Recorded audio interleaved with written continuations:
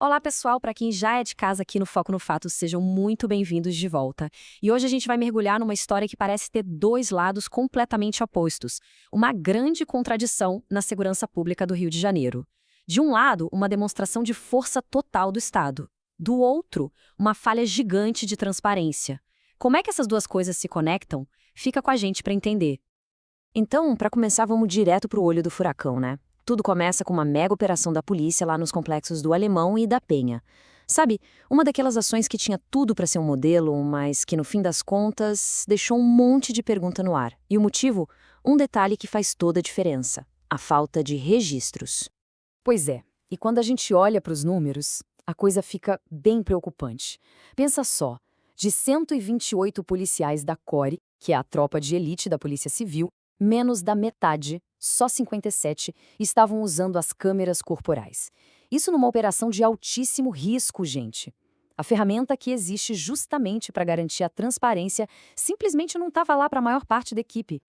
E olha que curioso, ao mesmo tempo em que essa polêmica das câmeras explodia, gerando um monte de desconfiança, o Estado estava fazendo outra jogada.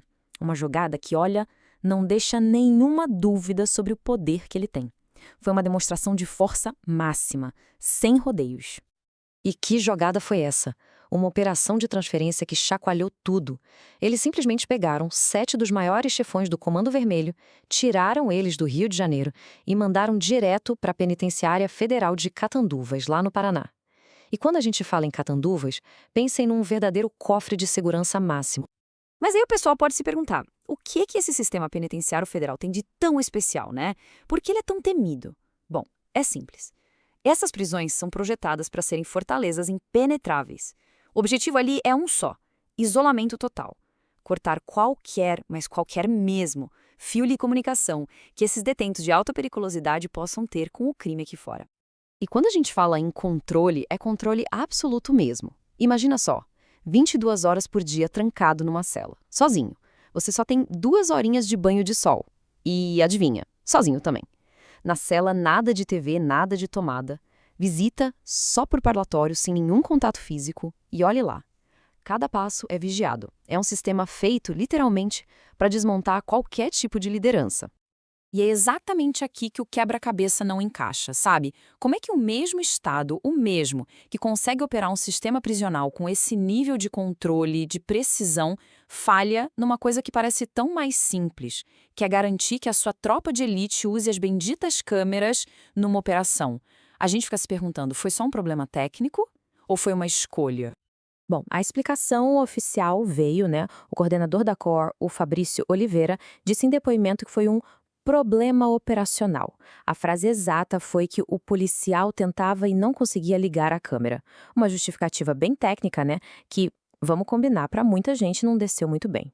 E essa justificativa fica ainda mais fraca quando a gente bota os números na mesa de novo. A CORE tinha 100 câmeras à disposição. 100! Mas só 57 foram usadas. Então, a pergunta é, e as outras 43? O que aconteceu com elas? Aí aquele problema operacional começa a parecer mais uma desculpa, uma cortina de fumaça para esconder outra coisa.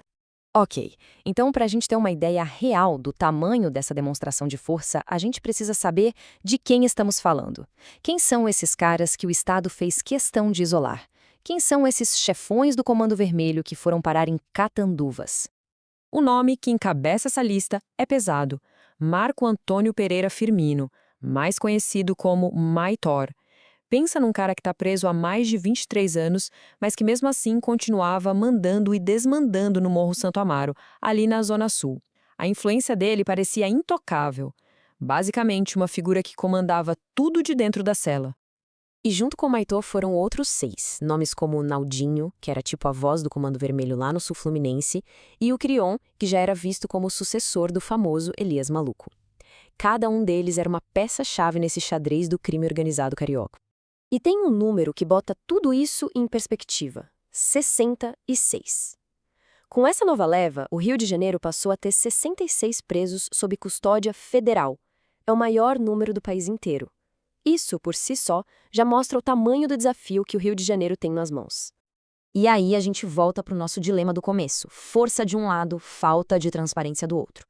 O Estado mostrando que tem poder para isolar quem ele quiser, mas ao mesmo tempo tropeçando feio na hora de garantir que suas próprias operações sejam transparentes. O que essa dualidade significa para a nossa segurança no dia a dia?